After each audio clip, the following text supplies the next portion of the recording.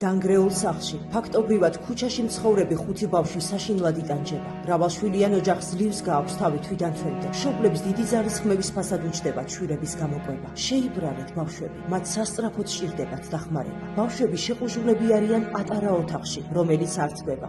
საწოლი ყველას არ აქვს. აქ არც იატაკია. უფროს ბიჭებს მიწაზე დაფენილ თხოვნეებზე უწევს სწოლა. მთელი ღამე სიცივისგან კანკავებენ. დედა გემუდარებათ, რომ ის მშვენიერ შვილებს გადარჩენის იმედი აჩვენოთ. მას წამსლა იმედი აქვს, რომ თქვენი დახმარებით შეძლებს ამ საშინელების დაცლებას.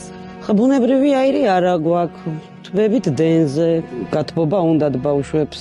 ანუ საფირფარეში ჩვენ არა გვაქვს ნორმალური, ქუჩაში გვაქვს. სამზარეულო საერთოდ არა მაქვს. სასადილოს სარგებლობთ, რა თქმა უნდა, მაგრამ რაც ირიცხება სოციალურები, ის მეტი წილის ბავშვზე მიდის, ბავშვებზე მიდის.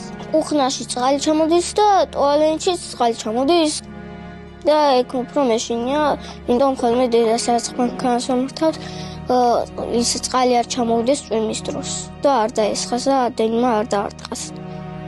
ჩვენ თვითონ გადაგვიფენია პარკი, რომ მე წვიმა ჩამოდის, ყველაფერი სვალდება და გვიწევს პარკის ყიდვა. ფულს აგროვებ?